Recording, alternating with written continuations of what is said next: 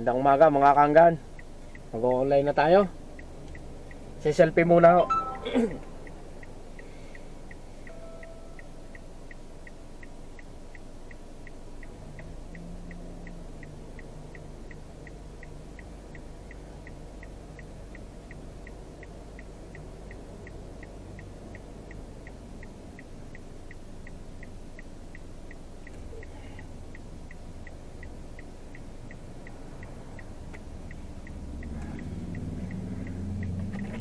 Kailangan pa mag-selfie muna tayo para ma-verify ni Grab kung talagang tayo ang driver nung sasakyan. Dahil pag hindi ho kayo driver na nakarehistro dito sa sasakyan, hindi po pwede.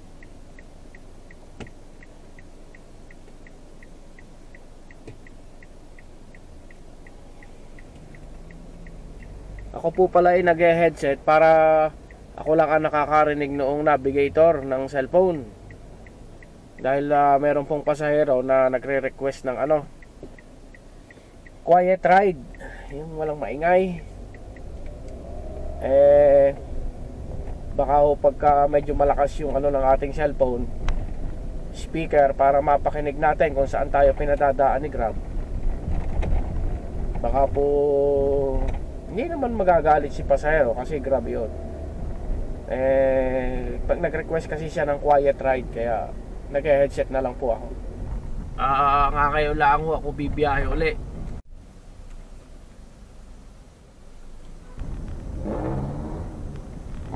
$7:08 na.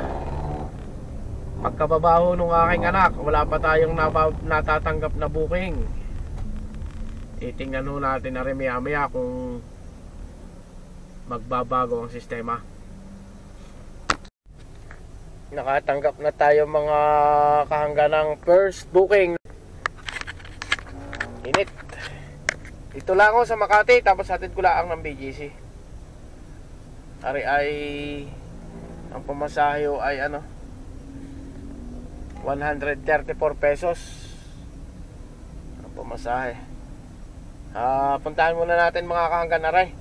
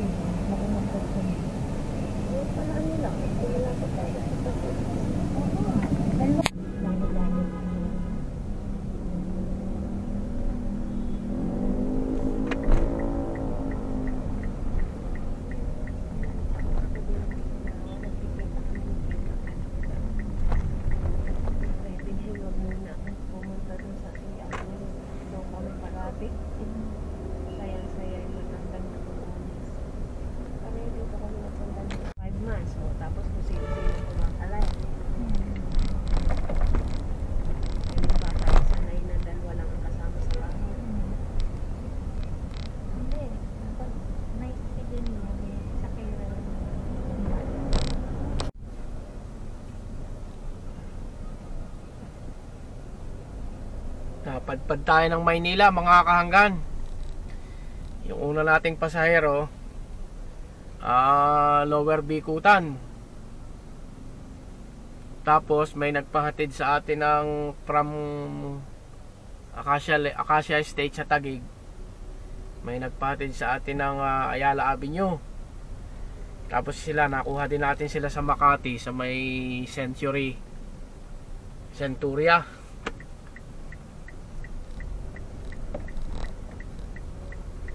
Nagpahatid sa Binondo Church. Kaya ayun, andito tayo sa looban ng Binondo.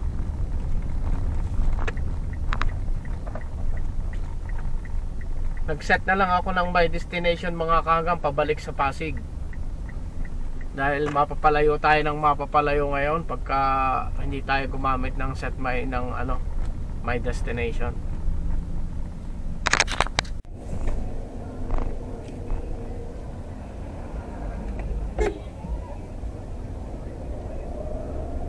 muna tayo mga kaanggan.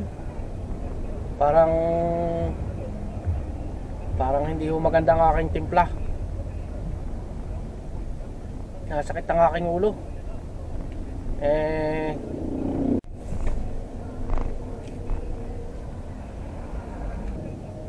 Ilang araw akong puyat sa amin ay sa Batangas. Kaya uwi muna ho ako sa bahay at ako'y matutulog muna. Alas 11:27 ngayon. Bukas ko na ho itutuloy ang ating biyahe. Kita-kita tayo bukas mga kaanggan.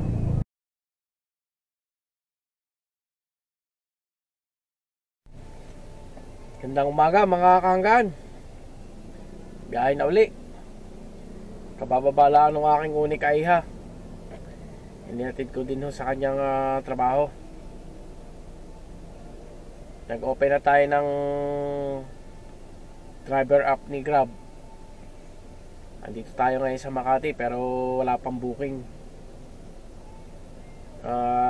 Pagka ganito wala akong nakukuha dito sa bandang Makati sa umaga, ang way ko pa Mandaluyong. Saka medyo doon, medyo maraming nagbubook sa umaga sa may bandang Mandaluyong. Pumasok na tayong booking mga kaanggan. Dito lang sa ito, kakaliwa na ho ako dito, sakto.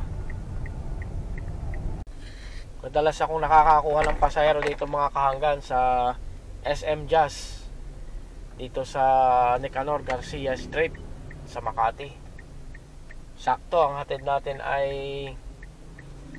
Ortigas Center, Pasig. Kita-kits mga kaanggan. Nahatid na natin mga kaanggan yung kinuha natin sa SM Jazz sa Makati, din sa Ortigas, sa Podium. Ngayon ako'y nag-offline muna.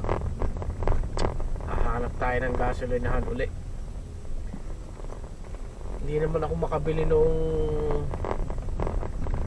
nung rekomenda nung ating isang viewers. Limutan ko lang pangalan niya. Bumili raw ako nung urinal bottle. Hindi ko pa naman si Cynthia ang makahanap ng gayon.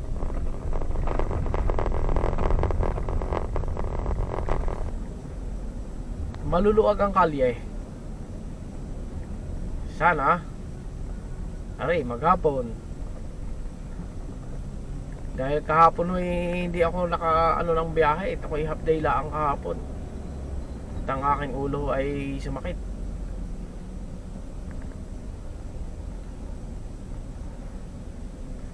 Ari pala ang petrol, sayang.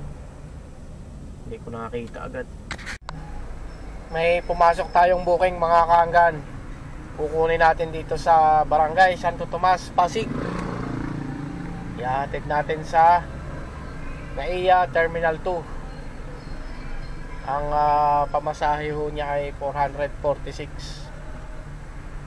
Pero lagi nating tatandaan mga kaanggan, doon sa pamasaheng yun, doon pa tayo babawas ng gas. Isipin niyo na from Pasig to NAIA kung magkano ang gas natin. Tapos ang pamasahe nila ay 446. So ang nangyayari parang hatian. Parang nagiging hatian po ang gasolina at yung ang uwi natin. Hatid na natin mga kahanggan yung airport galing Pasig. Tapos may nakuha tayo dito sa Terminal 2. Hinatid natin ang Terminal 3. Tapos may nagbook naman uli ngayon dito sa Terminal 3. Dadali natin sa MOA Complex sa Pasay. Ngayon ako nakaranas ng garning isang hatid, dalawang sundo sa airport. Sa loob lang ho ng saglit na oras. Parang hindi ako nalabas ng airport. Lumabas lang ako at ako'y nag-U-turn. Siguro yung isang sinundo ko kanina sa Terminal 2, doon siya sumakay sa departure area eh. Baka nagkamali siya ng nagkamali siya ng punta ng airport. Baka akala niya ay Terminal 2 siya eh, Terminal 3 pala. Hapon, Japanese. Kaya puntahan natin na rin mga kahanggan. Siya ay nasa Bay 8. Pupuntahan natin ngayon ito. Bay 8 ang kanyang pick up point. Doon pa banda. Sa unahan pa. Doon po pala sa mga bago nating subscribers, sa mga bagong viewers, salamat po sa inyo ng maraming marami. At doon naman po sa aking mga kababayang taga Batangas na mag-grab din dito sa Maynila ay ayos lang. Basta sundan nyo lang yung mapang ibinibigay sa inyo ni Grab at ayos na. Hindi na kayo maliligaw. Pero iba pa rin syempre yung may kayo, may alam na maraming daan.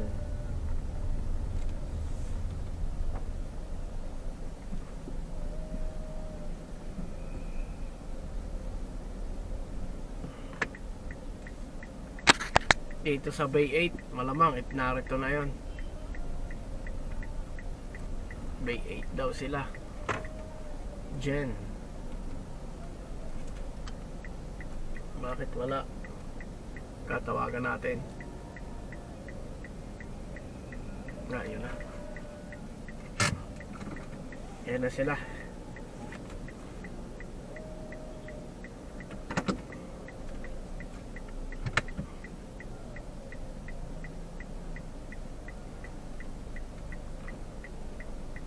Tulungan ko lang mga kahanggan, are.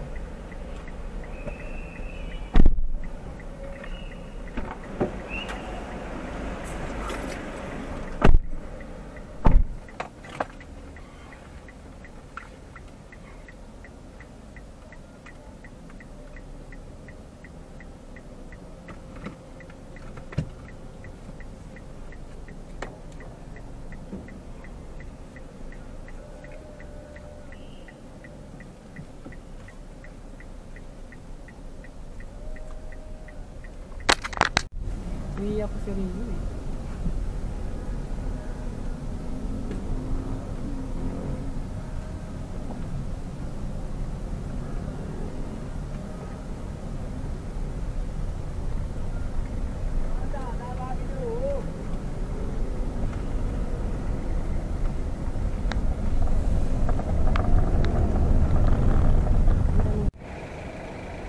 Yun na mga kahanggan, nagpauli-uli tayo ng Mall of Asia Complex. Pagkatid natin ng airport, nakakuha tayo ng pasahero papuntang Mall of Asia.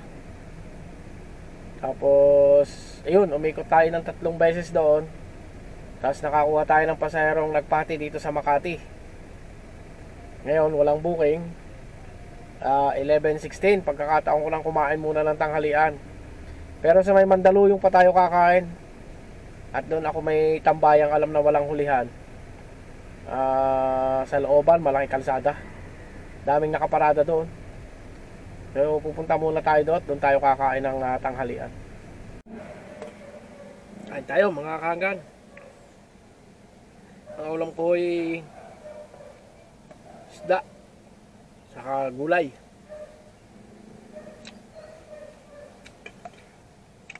Pakbet.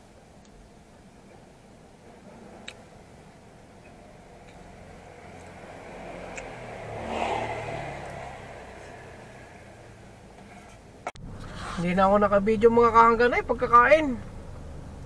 Dahil pagkatapos ako ay nag-open ay may pumasok agad booking. May pumasok agad ng Makati. Hatid ko sa Makati. Tapos naghatid akong Mandaluyong. From Mandaluyong may nakuha ako. Andito tayo ngayon sa MOA Complex uli. Yan, may pumasok. Uri natin to.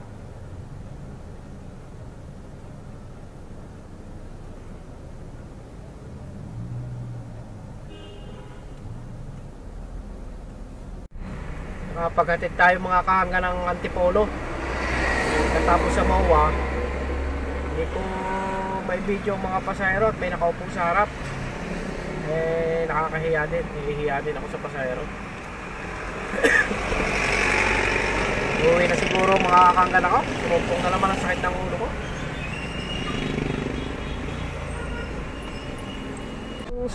Yung sakay ko pala mga kahanggan kaninang Amerikano, ang ibinahid sa akin dollar $15. Bali ang bill nila ay ano lang. Ang bill nila ay 351. Wala raw siyang cash. Pero sabi sa akin don't worry my friend, I will give you dollar. Ba? English ako.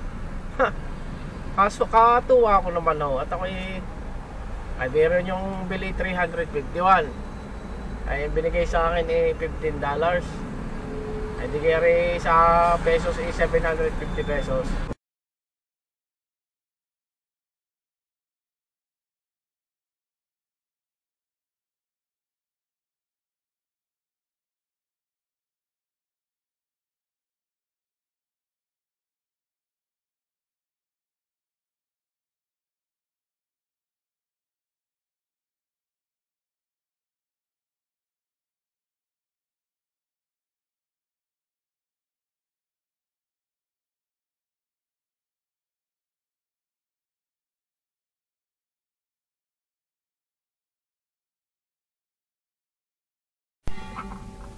Gumarahe na tayo mga kahanggan. Bukas uli. Masakit talaga ulo ko. Hindi ko na na-video yung ating gas. Kahapon kasi ay half day ako.